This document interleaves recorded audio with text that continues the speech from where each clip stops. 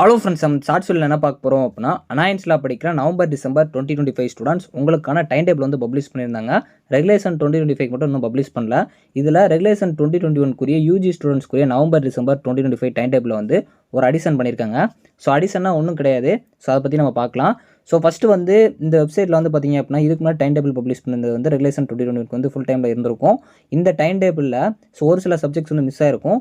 அந்த மாதிரி மிஸ் பண்ணதை அடிஷன் போட்டு எப்பயும் வந்து பப்ளிஷ் பண்ணுவாங்க. இதை நான் ஆல்ரெடி வந்து உங்களுக்கு டைம் டேபிள் பப்ளிஷ் ஆனதுக்கப்புறம் ரிவைஸ் ஆகுமா அப்படிங்கிறதுல நான் சொல்லியிருப்பேன். ஸோ அந்த மாதிரி வந்து ஒவ்வொரு டைமே பண்ணுவாங்க. ஏன்னா நிறைய சப்ஜெக்ட்ஸ் இருக்கப்போ ஏதாச்சும் ஒன்று மிஸ் ஆகும். அதை வந்து அடிஷன் அப்படின்னு சொல்லிட்டு உங்களுக்கு ஒரு பிடிஎஃப் வந்து கொடுப்பாங்க. இது ரொம்பலாம் மாறாது. ரெகுலேஷன் 2020 ஒரு சில சப்ஜெக்ட்ஸ்க்கு ஒரு சில டிபார்ட்மெண்ட்ஸ்க்கு கூட தனியாக கொடுப்பாங்க.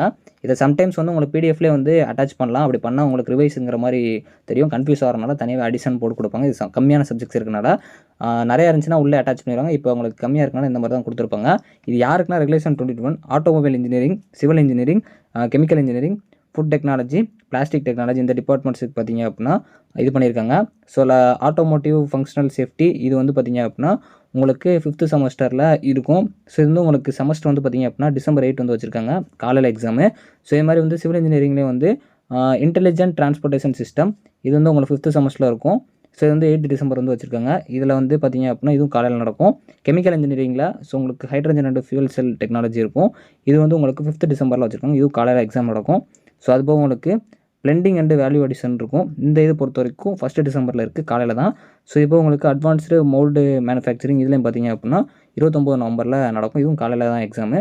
ஸோ ஓவராலாக பார்த்திங்க அப்படின்னா அடிஷன் வந்து பண்ணியிருக்காங்க. ஜஸ்ட் ஒரு 5 டிபார்ட்மெண்ட்ஸ்க்கு வந்து ஆட் பண்ணியிருக்காங்க. இது வந்து பார்த்திங்க அப்படின்னா இந்த சப்ஜெக்ட்ஸ்லாம் உங்களுக்கு இருந்துச்சு அப்படின்னா இந்த டேட்டில் வந்து நடக்கும். நார்மலாக டைம் டேபிள் இருக்குது அதே டேட்டில் தான் பார்த்திங்க அப்படின்னா மித்த எல்லாருக்குமே எக்ஸாம்ஸ் நடக்கும். இதில் எந்த ஒரு சேஞ்சஸுமே நடக்கல. அடிஷன் மட்டும் தான் பண்ணியிருக்காங்க. இப்போ அடிஷனாக உங்களுக்கு புரிஞ்சிருக்கும்னு நினைக்கிறேன். தேங்க்ஸ் ஃபார் வாட்சிங்.